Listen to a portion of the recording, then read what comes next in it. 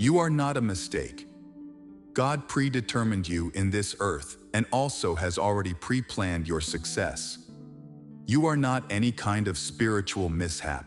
So no matter how you were conceived, whether you know your mother or father, or you don't know them, God had the power to prevent your conception, but He didn't.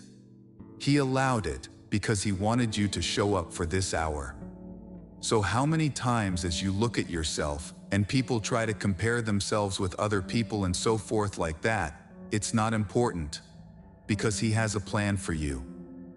As you look at your life and what God has said about you, your dad may have been alcoholic and mama may have been a prostitute, but you were supposed to still be here. Now I'm not saying that happened, but I'm just saying, I don't care how bad the situation looked. All right? So your very existence means that God wants you to exist. Say, I'm special. Since the day you were born, God even speaks about it in Psalm chapter 139. Let's look at that, please. Verse 15. My substance was not hid from thee, when I was made in secret and curiously wrought in the lower parts of the earth. Thine eyes did see my substance yet being imperfect, and in thy book all my members were already written.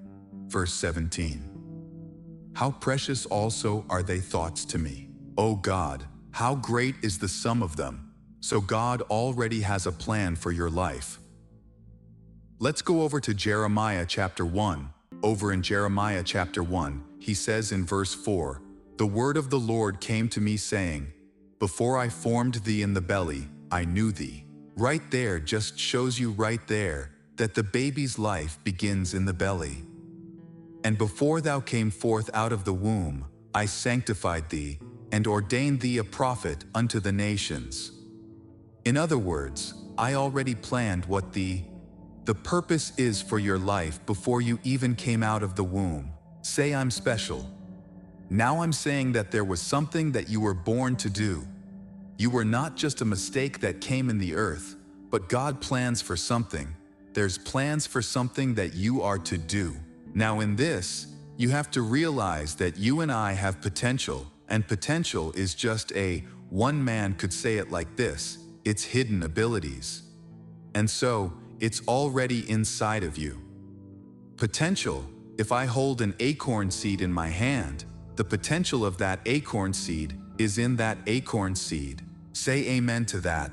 And if I put it in the right environment, it will grow to its full potential in that location. But then it gives off more acorns, that more trees come. So there's one tree turns into a whole forest. I'm talking about, you're important now. Okay, now you'll find that when people don't understand value, and they don't value themselves, you'll find that they don't treat themselves right. And when they look down on themselves, the tendency is that they look down on other people as well, when they don't value themselves. All right, let's go to a second part of this. Your world is created by what you plant. The enemy's job, who comes to stop you, because he knows that if you end up in the plan that God has for you, not only will you be successful, but you will affect the lives of so many other people. Okay, so the enemy's job is to control you. And the way he tries to do that is to control what you think. Control what you think. Now, people don't realize it that thoughts are also seeds. Thoughts are also seeds. And I like what one man said. He said, you can't keep a bird from flying over your head, but you can keep him from building a nest in your hair. Why? Because if you have a certain thought, don't dwell there. Are you with me? All right, let's show you why. Now I'm talking about agents of change now, because if you're going to change your environment, you have to first be changed. All right, let's look at Proverbs in chapter 23. And he says in verse 7, for as he thinketh in his heart, so is he. All right, let me give you another translation. You might want to put it in your Bible. Something, because this is Bible study. What he believes is where he will end up. What he believes is where he will end up. All right. Now, why is that so important? Because as powerful as God is, He doesn't operate beyond your belief. Okay? Now, if you've got somebody else who can pray with you, or pray for you who believes something greater than they can get their belief, of course, to accommodate you and the thing that you need. But I'm saying, if God's going to work through you, He can't work through you except to the degree that you believe. That you believe. Now that's very important through you. Now there's two things I want to show you with that. One, let's just look at that. Let's look in the Old Testament in Numbers chapter 13, please. In Numbers chapter 13, the 12 spies came back, and they came back, and 10 of them had an evil report. Now watch says now, because Satan is after controlling your thoughts. All right. Verse 26. And then, when it came to Moses and Aaron, and to all the congregation of the children of Israel, into the wilderness of Paran, to Kadesh, and brought back word unto them, and all the congregation, and showed them the fruit of the land. And they told him, and said, We came into the land where you sent us, and surely it flows with milk and honey, and this is the fruit of it. Nevertheless, the people be strong that dwell in the land, and the city is a wall and very great. Moreover, we saw the children of Anak there, and the Amalekites dwell in the land to the south, and Hittites, and the Jebusites, and the Amorites dwell by the mountains, and the Canaanites dwell by the sea, and by the coast of Jordan. And Caleb stilled the people before Moses, and said, Let us go up at once and possess it, for we are well able to do what? Overcome it. Okay, we're well able to overcome it. But the men that went up with him said, We be not able to go up against these people, for they're stronger than we are. And they brought up an evil report, which they had searched under the children of Israel, saying, The land through what you've gone to search is a land that eats up its inhabitants thereof. And all the people that we saw in it were men of great stature. Now they're saying all this to the congregation. And there we saw the giants, the sons of Anak, which come of the giants. And we were in our own sight as grasshoppers, and so were we where? In their sight. Now notice two distinctively different reports, looking at the same thing. Now, if you put something right there for me and look over here in Deuteronomy chapter 9, and look at verse 1. Hear, O Israel, thou art to pass over Jordan this day to go and to possess nations greater, and what? Mightier than thyself, cities great and fenced up to heaven. So right there, God is leading you into a battle that without Him you cannot win. This is what He's saying. They're greater than you. They're greater than your natural strength. You can't do it. Now Jesus said out, I'll never leave you or what? Forsake you.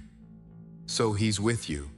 He said, Lord, I'm with you always. Say amen to that. Now how can God work through you? And I just said, He cannot work through you except to the degree that you believe. So I've got to affect my believing, my thinking. I've got to affect that if I want God to go with me into whatever I'm facing, and I get victory.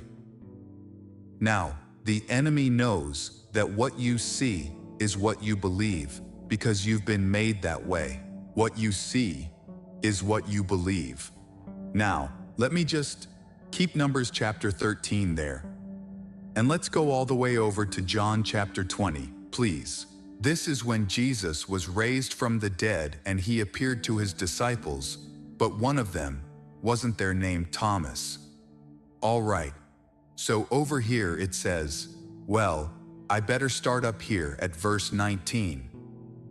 Then the same day at evening, being the first day of the week, when the doors were shut, where the disciples were assembled for fear of the Jews, came Jesus and stood in the midst and said to them, Peace be unto you. And when He had so said, He showed unto them His hands and His side. Then were the disciples glad when they what? Saw the Lord. Underline saw. You're designed to believe what you see. You're designed to that. Now just hold on to that, because I gotta add something to that. All right. And then verse 24. Now Thomas, one of the 12 called Didymus, was not with them when Jesus came. The other disciples therefore said to him, "We've seen the Lord."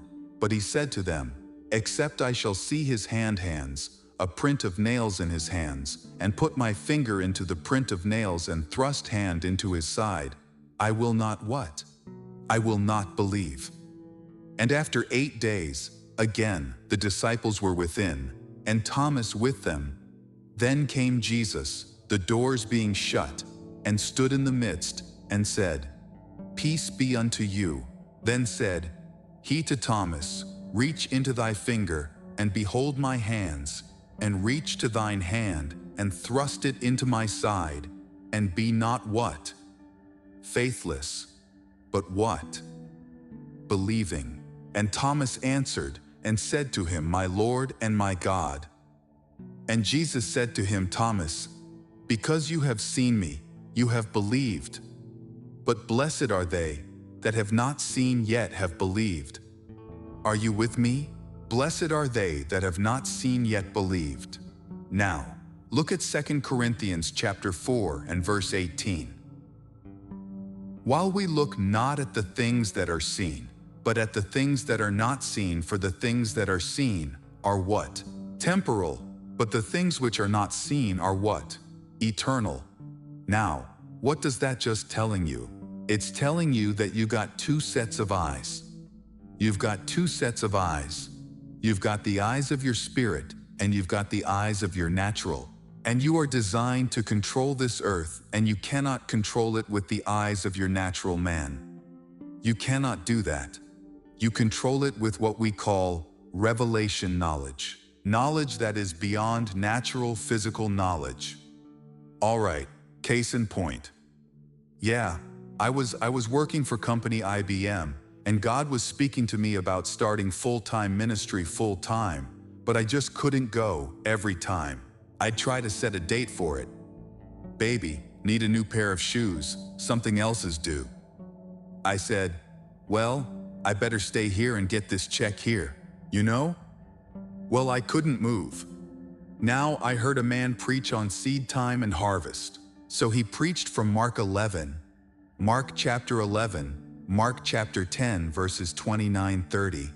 "No man that has left house, a mother, father, sister, brother, so forth land, for my sake and the gospel, but he shall receive 100-fold now."